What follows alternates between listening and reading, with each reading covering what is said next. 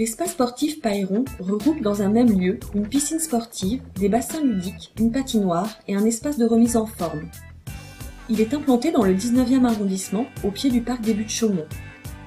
Le bâtiment original, conçu par l'architecte Lucien Paulet, date de 1934 et fait partie à l'époque du plan d'aménagement en piscine des quartiers ouvriers de la capitale. Après plusieurs années de fermeture, le Conseil de Paris retient en 2002 le projet de reconstruction proposé par l'architecte Marc Mimram. Les travaux aboutissent en octobre 2006. Le cahier des charges pour la piscine patinoire Pailleron a été organisé autour de deux objectifs. L'un sportif, on va y revenir dans un instant, et l'autre historique. C'est-à-dire que nous nous trouvons devant un bâtiment qui existait déjà, qui était une piscine qu'on appelle les piscines Paulet du nom de leur architecte, qui avait réalisé plusieurs piscines à Paris, et qui est un bâtiment en briques, un peu abandonné, mais très beau, avec des galeries périmétrales qui surplombent le bassin. D'un côté, il y avait le projet d'étendre cette piscine, d'y adjoindre une patinoire, il y avait une vieille patinoire qui était abandonnée sur le site, et de reconstituer une cohérence globale entre le bâtiment historique et le nouveau programme. Donc le programme se distingue en deux parties. D'un côté, la patinoire, que nous voulions ouverte sur la ville, et de l'autre côté, ce bâtiment en briques qui se prolonge par une nouvelle piscine, qui est plutôt une piscine ludique, sachant que la piscine sportive se trouve dans le bâtiment principal. Il faut trouver une harmonie à l'ensemble de ce développement, le mettre en scène dans Paris, faire en sorte qu'il soit ouvert et attractif pour la jeunesse, je dis essentiellement jeunesse parce que c'est elle qui s'y précipite, et le mettre en relation d'échelle avec l'ensemble du voisinage dans ce quartier magnifique au bord des Buttes-Chaumont. Le projet de Marc Mimram, tout en respectant l'architecture initiale, proposait d'ouvrir au maximum le bâtiment. Ouverture au quartier, à la ville et donc aux habitants, ouverture à l'intérieur même du centre entre les différentes activités, et élément prépondérant, ouverture à la lumière. Le programme de la piscine et de la patinoire est un programme ouvert sur la ville. Il y a ces deux éléments, la piscine et la patinoire. Dans la piscine, il y a deux éléments, un sportif et un ludique. Mais il y a aussi un centre de remise en forme. Et puis, il y a aussi l'idée que cet équipement soit ouvert à tout moment sur la ville. Quand je dis ouvert, je le dis du point de vue du regard des uns sur les autres. Et évidemment, les gamins qui tournent dans la patinoire sont vus du dessus et c'est une invite au quartier. On a créé un très grand auvent qui devient un abri pour les gens du lycée qui se trouvent en face.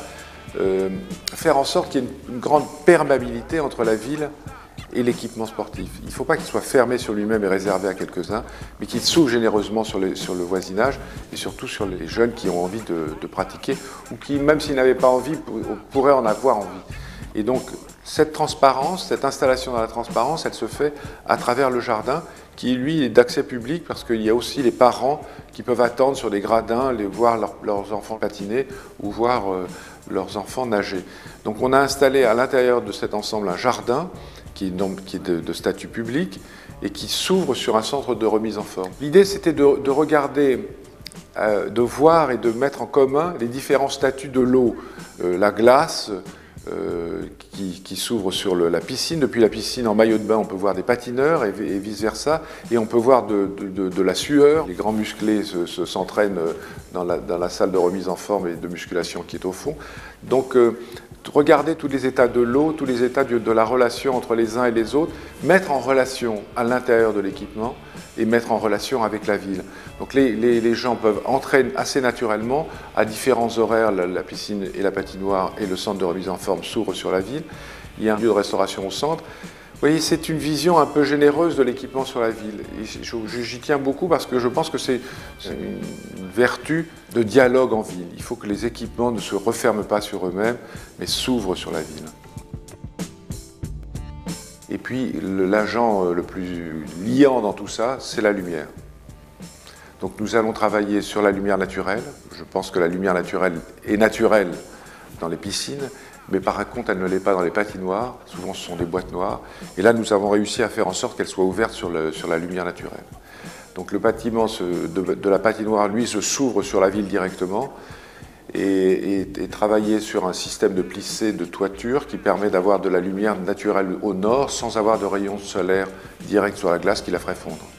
Et de l'autre côté, la piscine est composée de deux parties. La partie ludique, que nous avons adjoint à la partie existante, et qui elle-même s'ouvre, elle, à l'ouest pour avoir le maximum de lumière du soleil, notamment en fin de journée. Et puis surtout de reconquérir ce bâtiment historique en briques pour en faire un lieu d'attraction de la natation sportive, puisque c'est là où se trouvent les lignes d'eau. Et nous avons adjoint sur le toit une immense verrière qui est une grande coupole de verre qui permet de baigner l'ensemble de lumière naturelle. Il y avait toute une histoire autour de l'idée que le soleil pourrait gêner les nageurs, etc. Et aujourd'hui, les nageurs sont ravis. Je les invite à nager sur le dos. Moi, je suis un défenseur de la nage sur le dos depuis que cette piscine a été réalisée. Architecte incontournable du patrimoine balnéaire parisien, on doit également à Lucien Paulet les piscines Molitor et Pontoise. Pour l'espace Pailleron, Marc Mimram nous explique ce qu'il a souhaité conserver de l'architecture de Paulet et comment il a pensé son évolution au regard de considérations contemporaines. Le bassin sportif est construit à partir du bâtiment historique. C'est un bâtiment intéressant parce qu'il y a un unique bassin, mais il y avait à l'époque des galeries périmétrales qui étaient des vestiaires en étage. Donc nous n'avons pas voulu transformer ça en quelque chose de factice. Pendant l'été, ces galeries sont réutilisées pour se changer. L'architecture de Paulet est une architecture de briques un peu massive, opaque. Et puis il y a une architecture qualifiée d'art déco qui est liée au début du siècle, avec tout un travail sur la mise en œuvre de la faïence, de la couleur et de ce qu'on appelle la céramique de 2 par 2. Et donc nous avons repris cela, nous l'avons remis au goût du jour parce que nous avons retrouvé les vitraux qui composaient les escaliers, nous avons reconstruit ces éléments-là pour considérer de manière intégrale l'ensemble du bâtiment dans son caractère historique. Mais ce qui est extraordinaire, c'est que nous avons réussi aussi à lui donner un sourire contemporain, mettre en relation de politesse l'architecture d'aujourd'hui, celle d'hier et celle d'avant-hier, puisque le quartier est constitué de bâtiments aussi du 19e siècle. Et la modernité à Paris, c'est un point de vue très important. C'est-à-dire qu'il ne faut pas considérer que les bâtiments historiques sont des bâtiments figés, c'est des bâtiments vivants. Donc il faut que ces considérations sur l'histoire soient aussi liées à une considération sur le devenir et même sur l'avenir de la ville. C'est pourquoi je pense que c'est un très bon exemple d'une sorte d'amélioration du bâtiment historique. Il faut bien comprendre qu'évidemment à l'époque il n'y avait pas de double vitrage, il n'y avait pas de considération sur l'économie d'énergie. Donc nous avons réussi à faire revivre ce bâtiment dans des conditions meilleures pour des raisons environnementales évidentes. On aurait pu imaginer qu'il se ferme pour des raisons environnementales. Au contraire, nous l'avons ouvert grâce aux technologies contemporaines. Il faut que la texture de cette architecture, de la brique, ce tas de briques opaques, puisse s'ouvrir au contraire sur la lumière. Donc en ouvrant, en installant un jardin entre les deux bâtiments, le bâtiment de la patinoire contemporaine et le bâtiment historique, en le décollant du sol, en amenant une lumière basse et une lumière zénithale, on a pu transformer ce bâtiment qui n'attendait que cela, et puis lui-même sera transformé dans 50 ans ou dans 20 ans. C'est ce dialogue entre la ville et ses constructions qui me paraît importante au travers des nouvelles considérations sur les valeurs écologiques. La réponse évidente eût été de continuer la brique, mais je croyais qu'au contraire, par respect pour Paulet et pour ce bâtiment-là, il fallait le garder dans son unité.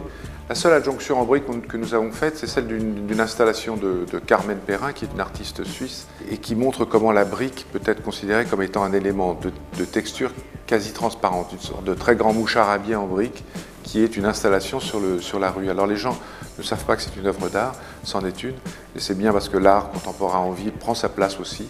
Il devient filtre, l'opacité, la massivité de la brique devient une dentelle de lumière et de matière rouge et ocre variant avec la lumière. Donc voilà comment une interrogation sur la matérialité peut donner naissance à un regard particulier sur le bâtiment et ses usages.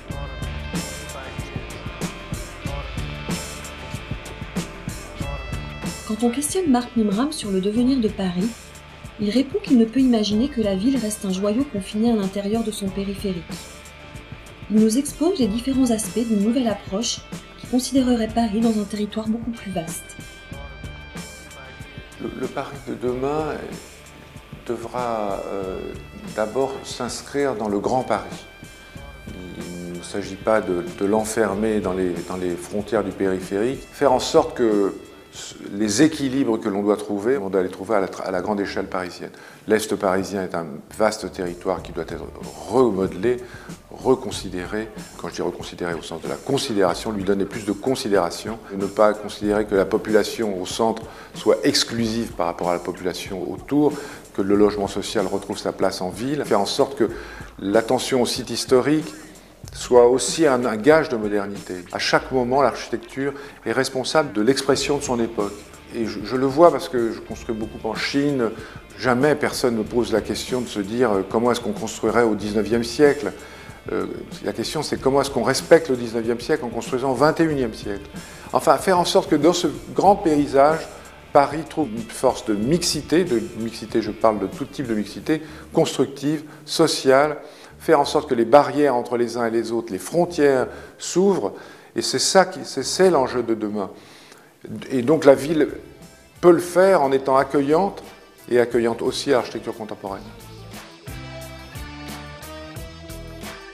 L'un des futurs grands projets de l'agence Marc Mimram dans la capitale est également placé sous le signe du sport, puisqu'il s'agit de l'extension du stade Roland-Garros. À l'image de l'espace Pailleron, ce nouveau projet aura également comme maître mot l'ouverture. En associant le mot générosité à l'architecture contemporaine, Marc Mimram nous rappelle que celle-ci est d'abord conçue pour être investie. Le texte de présentation de son agence se conclut par la phrase suivante. C'est l'attention sensible des lieux, la valeur des lumières, les plaisirs de la gravité et des matières mises en œuvre qui pourraient assurer la générosité de l'espace partagé.